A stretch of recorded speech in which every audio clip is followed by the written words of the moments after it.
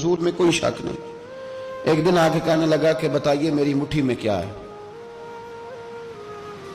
تو نبی پاک صلی اللہ تعالی علیہ وسلم نے فرمایا اگر میں نے بتا دیا، کہنے لگا اگر آپ نے بتا دیا تو میں کلمہ پڑھ لوں گا۔ حضور نے فرمایا میں نے بتا دینا ہے پر تو نے کوئی نہیں پڑھنا، میں بتا دینا ہے۔ کہا بتائیے، تو حضور نے فرمایا چل سودا کر لیتے ہیں، اگر جو تیری مٹھی میں ہے وہی بتا دے پھر تیرا کیا خیال ہے؟ تو نبی پاک صلی اللہ تعالی علیہ وسلم نے کہا کیا بھائی ابو جہل کی مٹھی میں؟ تو اس کی مٹھی میں کنکر تھے، کنکروں نے کلمہ پڑھنا شروع کر دیا۔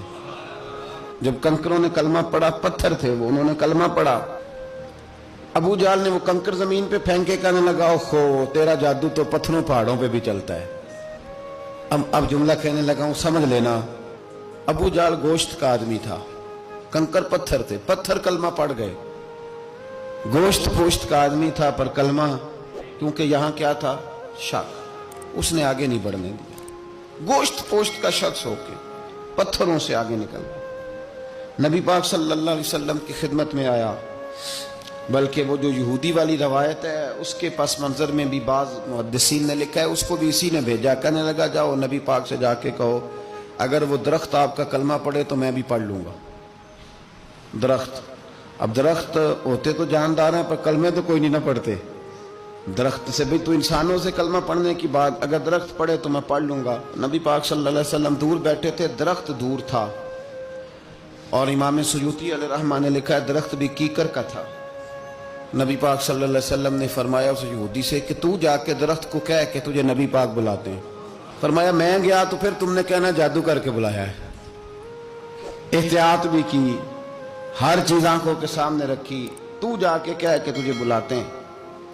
وہ بندہ گیا، جا کے کہنے لگا، اور امام سیوطی نے اس کو لکھا ہے، کہنے لگے اس نے نبی پاک کا نام بھی نہیں لیا، کیونکہ ابو جہل اینڈ کمپنی کو پتا تھا کہ مصطفیٰ کے نام میں بھی بڑی برکت ہے۔ خالی نام بھی نہیں لیا، کہنے لگا درخت وہ جو سامنے بیٹھے ہیں نا وہ تجھے بلا رہے، نام نہیں لیا حضور کا، وہ جو سامنے بیٹھے ہیں نا، جاءت لدعوتہ الاشجار ساجدۃ۔ امام بوصیری کہتے ہیں درخت آیا اور سجدہ کرتا ہوا، زمین چیرتا ہوا آیا۔ کس طرح آیا؟ پہلے آگے جھکا، پھر پیچھے جھکا، دائیں جھکا، بائیں جھکا۔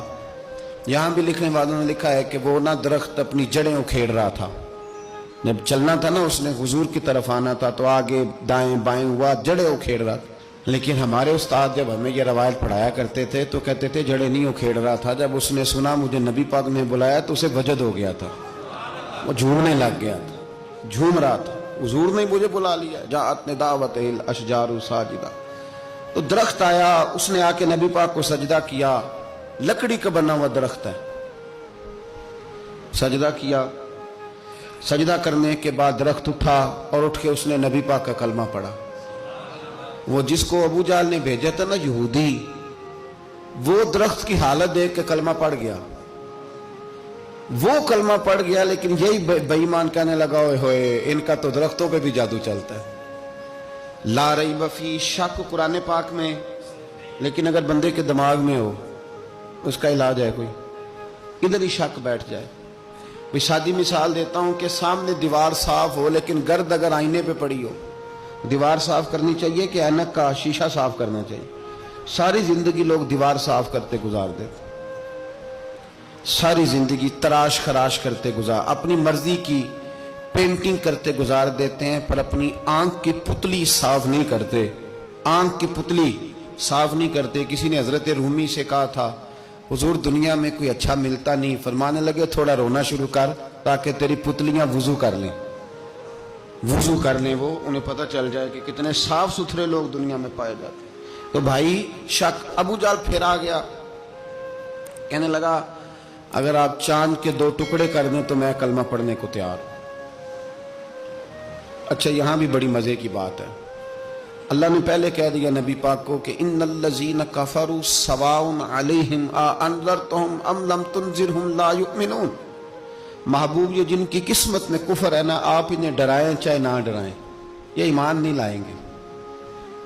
کنکروں نے بھی کلمہ پڑھ لیا، درختوں نے بھی پڑھ لیا، سارا کچھ ہو گیا، اور اللہ نے بھی کہہ دیا کہ محبوب اس بے ایمان نے کلمہ نہیں پڑھنا، پر حضور نے فرمایا یہ پڑھے نہ پڑھے ہم نے میدان نہیں چھوڑنا، جتنی دفعہ آئے گا نا ہم اسے ضرور معجزہ دکھائیں جتنی دفعہ ہے. ہم کیوں میدان چھوڑ. آگے کہنے لگا جی اگر چاند کے 2 ٹکڑے کر دیں تو اقتربت الساعۃ وانشق القمر. تو نبی پاک صلی اللہ علیہ وسلم نے انگلی کا اشارہ کیا. چاند 2 حصوں میں بٹا. کوہ صفا ایک پہاڑی تھی مکے میں, آدھا ٹکڑا پہاڑی کی اس جانب ہوا, آدھا اس جانب. یعنی وضاحت کی اللہ کریم نے کہ ایسے نہ ہو کہ یہ کہہ دی وہ تو ایسے بالکل شک ہوا تو مل گیا, پتہ نہیں میری آنکھوں پہ جادو ہو گیا, ملا ہے کہ نہیں ملا. جب ٹوٹا تو حدیث پاک میں آتا ہے کہ آدھا چاند کوہ صفا کے ادھر گیا اور آدھا تو پہاڑی تھی, چاند نیچے آیا, پہاڑی کے گرد گھوما, آگے جا کے ملا. یعنی وقفہ دیا گیا باقاعدہ دیکھنے کا, سمجھنے. پوری دنیا میں جتنے لوگ اس وقت چاند دیکھ رہے تھے, ہندوستان تک روایتوں میں ملتا ہے کہ لوگوں نے گواہی دی کہ ہم نے چاند ٹوٹتے دیکھا ہے. زمانہ مان گیا, لوگوں کی چیخیں نکل گئیں, لوگ قدموں میں گر گئے. پر وہ جس کے دماغ میں شک تھا نا وہ نہیں مانا. شجر و حجر پہچان گئے پر انسان کی نظروں میں شک ہی رہا. دنیا میں سب سے مجبور, کمزور, بزدل, کم فہم بندہ وہ ہے جس کے دماغ میں شک ہے.